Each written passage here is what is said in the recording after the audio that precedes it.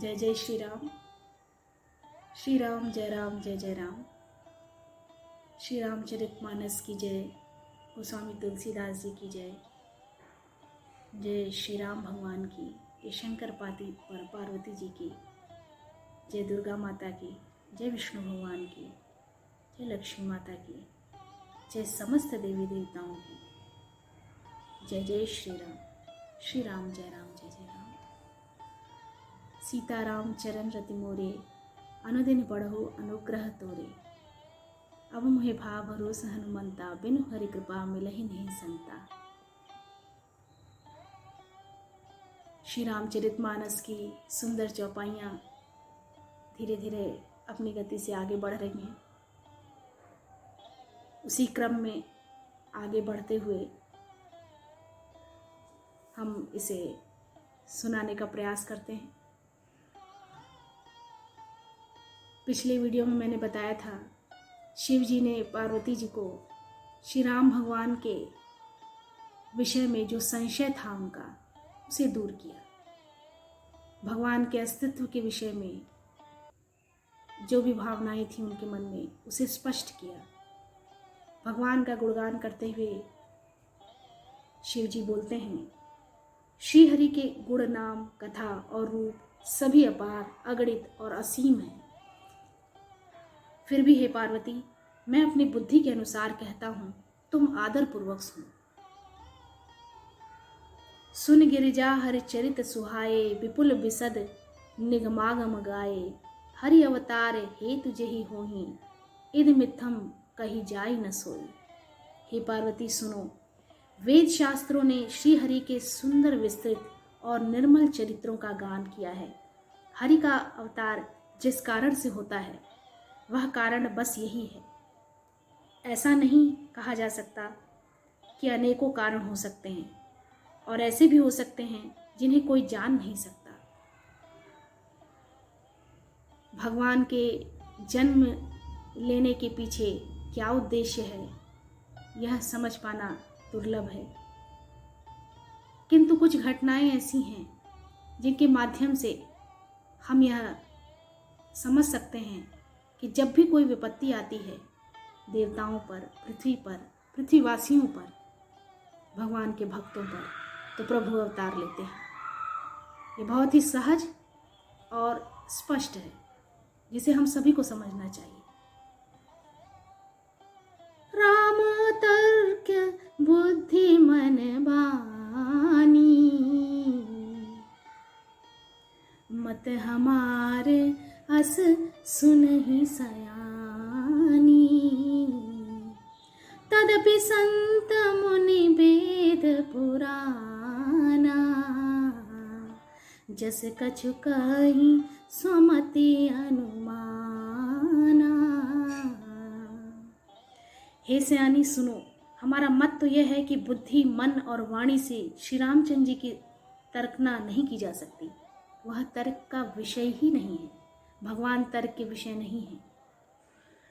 तथापि संत मुनि वेद और पुराण अपनी अपनी बुद्धि के अनुसार जैसा कुछ कहते हैं, और जैसा कुछ मेरी समझ में आता है, हे सुमुखी, वही कारण मैं तुमको सुनाता हूँ। तस्मै सुमुखी सुनावहु तो ही, समझ परई जस कारण मोही। जब जब हुई धर्म के हानि, बाढ़ई असुर अधम अधिमानी।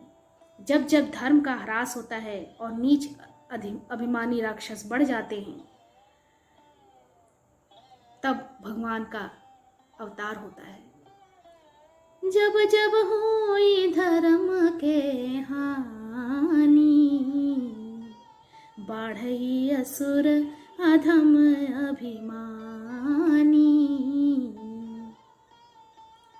और वे ऐसा अन्याय करते हैं कि जिसका वर्णन नहीं हो सकता, तथा ब्राह्मणों, गौ, देवता और पृथ्वी कष्ट पाते हैं। तब तब वे कृपा निधान प्रभु भांति भांति के दिव्य शरीर धारण कर सज्जनों की पीड़ा को हरने के लिए अवतार लेते हैं। वे असुरों को मारकर देवताओं को स्थापित करते हैं। असुर मार था पहि सुरन, राखे निज श्रुत सेतु। जग विस्तार ही बिसद जस, राम जन्म कर हेतु। और वेदों की रक्षा करते हैं, उनकी मर्यादा की रक्षा करते हैं। और जगत में अपना निर्मल यश फैलाते हैं। श्री रामचंद्र जी के अवतार का यह कारण है। जन्म एक दुई कहु बखानी, सावधान सुन सुमति भवानी, द्वारपाल हरि के प्रिय दो, जय अरु विजय जान सबको। हे सुंदर बुद्धि वाली भवानी, मैं उनके 2-1 जन्मों का विस्तार से वर्णन करता हूँ। श्री हरि की जय और विजय 2 प्यारे द्वारपाल हैं जिनको सब कोई जानते हैं। उन दोनों भाइयों ने ब्राह्मण के शाप से असुरों का तामसी शरीर पाया। एक का नाम था हिरण्यकशिपु और दूसरे का हिरण्याक्ष। ये देवराज इंद्र के गर्व को छुड़ाने वाले सारे जगत में प्रसिद्ध हुए। विजय समर वीर विख्याता,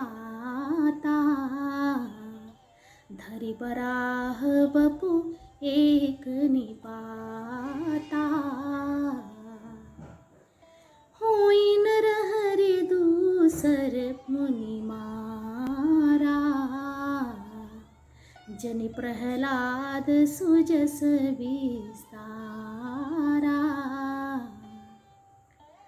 वे युद्ध में विजय पाने वाले विख्यात वीर थे। इनमें एक हिरण्याक्ष को भगवान ने वराह अर्थात सुअर का शरीर धारण करके मारा। फिर दूसरे हिरण्यकशिपु का नरसिंह रूप धारण करके वध किया और अपने भक्त प्रहलाद का सुंदर यश फैलाया। इन दोनों को मारने के लिए भगवान ने अलग अलग रूप धरा, नरसिंह अवतार, सुअर का अवतार, और इस प्रकार से सारे कष्टों को मिटाया। भय निशाचर जाइते महावीर बलवान, कुंभकर्ण रावण सुभट सुर विजयी जग का जान। वे ही दोनों जाकर देवताओं को जीतने वाले तथा बड़े योद्धा रावण और कुंभकर्ण नामक बड़े बलवान और महावीर राक्षस हुए, जिन्हें सारा जगत जानता है। हिरण्यकशिपु और हिरण्याक्ष। मुकुत न भये हते भगवाना, तिनि जन्म द्विज वचन प्रवाना, एक बार तिनके हित लागी, धरऊ शरीर भगत अनुरागी। भगवान के द्वारा मारे जाने पर भी वे हिरण्याक्ष और हिरण्यकशिपु इसलिए मुक्त नहीं हुए कि ब्राह्मण के वचन शाप का प्रमाण 3 जन्म के लिए था। अतः एक बार उनके कल्याण के लिए भक्त प्रेमी भगवान ने फिर अवतार लिया। कश्यप अदिति तहाँ पितु माता, दशरथ कौसल्या विख्याता। वहाँ उस अवतार में कश्यप और अदिति उनके माता पिता हुए, जो दशरथ और कौशल्या के नाम से प्रसिद्ध थे। एक कल्प में इस प्रकार अवतार लेकर उन्होंने संसार में पवित्र लीलाएं की। एक कल्प यही विधि अवतारा, चरित पवित्र किए संसारा। परम सती असुराधिप नारी, तेहि बल ताहि न जीतहि पुरारी। उस दैत्यराज की स्त्री परम सती बड़ी ही पतिव्रता थी। उसी के प्रताप से त्रिपुरासुर जैसे अजेय शत्रु का विनाश करने वाले शिव जी भी उस दैत्य को नहीं जीत सके। छल करि टारे उता सुप्रव्रत, प्रभु सुर कारज कीन्ह, जब तेहि जाने मरम तब श्राप कोप कर दीन्ह।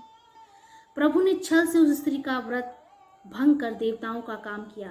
जब उस स्त्री ने यह भेद जाना, तब उसने क्रोध करके भगवान को शाप दिया। तासु श्राप हरि दीन प्रमाना, कौतुक निधि कृपाल भगवाना। तहाँ जलंधर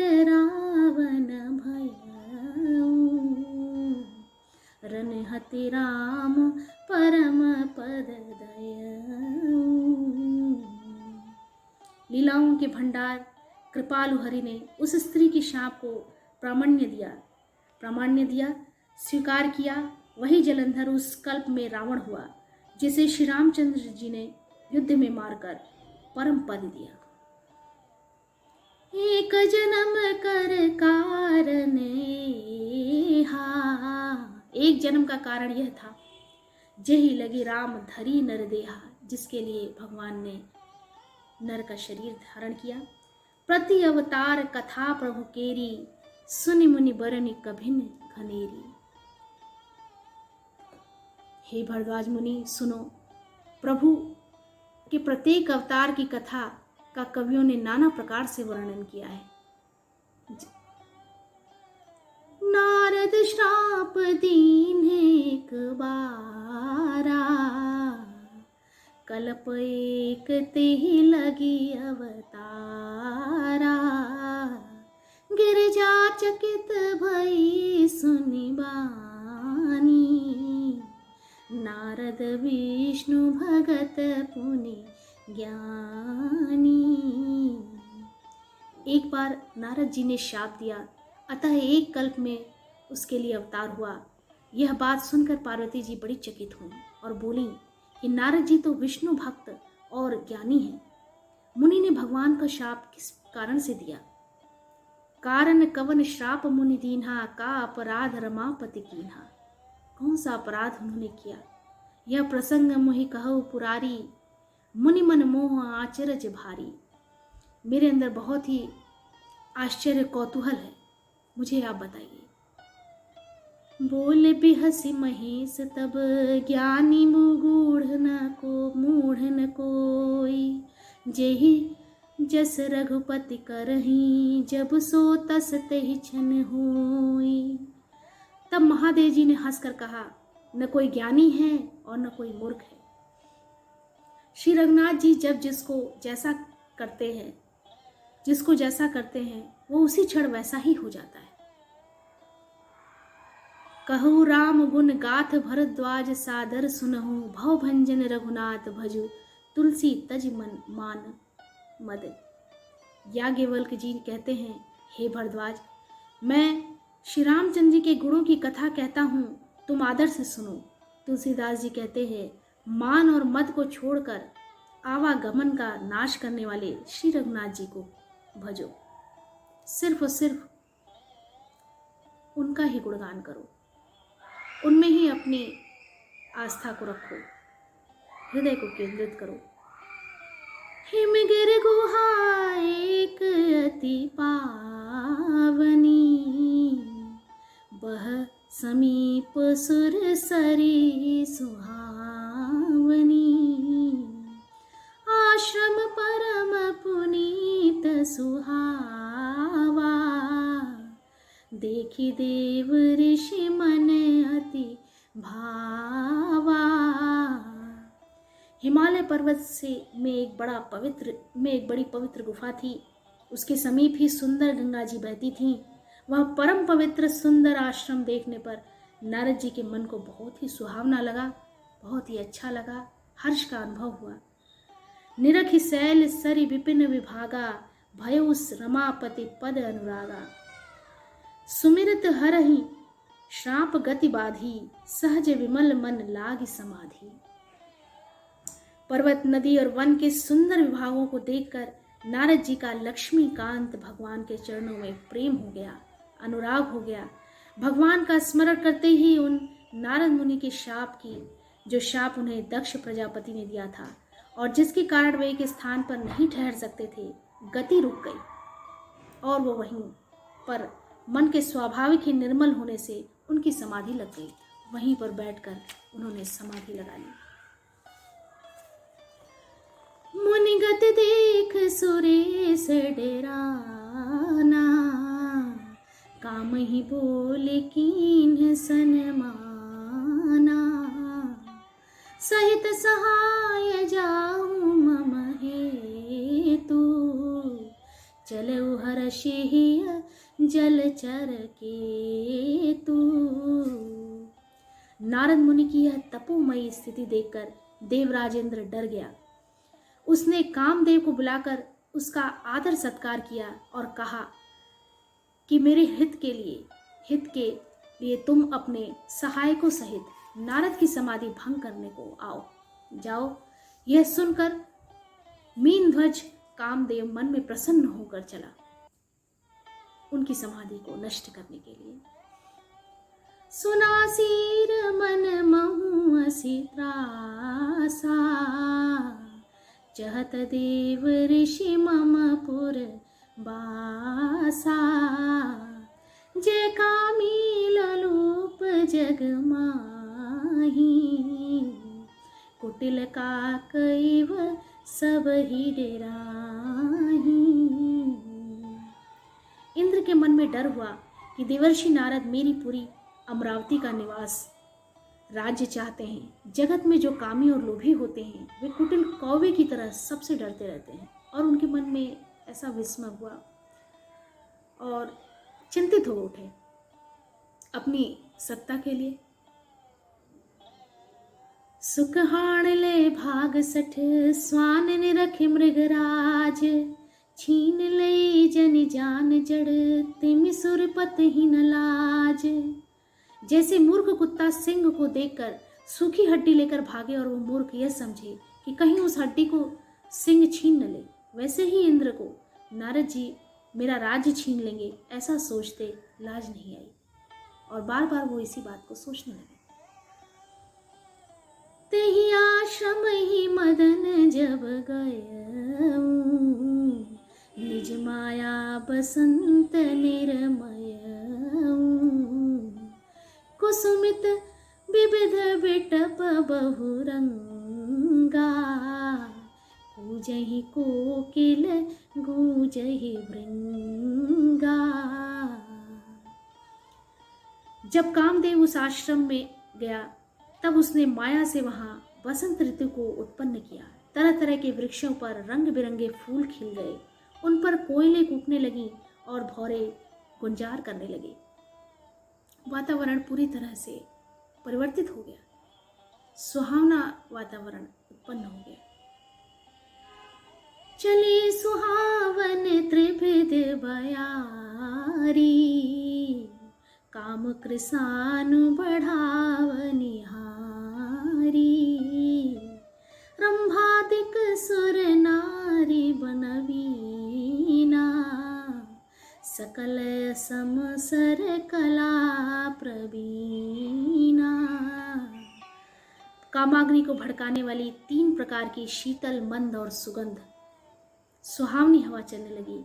रंभा आदि नवयुवती देवांगनाएं जो सब की सब काम कला में निपुण थीं, वे बहुत प्रकार की तानों की तरंग के साथ गाने लगी और हाथ में गेंद लेकर नाना प्रकार के खेल खेलने लगी। करहि गान बहु तान तरंगा, बहुवृद्धि क्रीड़हि पानि पतंगा। देख सहाय मदन हर्षाना, कीन्हे से पुण्य प्रपंच विधि नाना। कामदेव ने इन सहायकों को देखकर कामदेव बहुत प्रसन्न हुआ और फिर उसने नाना प्रकार के माया जाल किए, जिससे पूरी कोशिश की कि नारद जी की समाधि नष्ट हो जाए, खंडित हो जाए।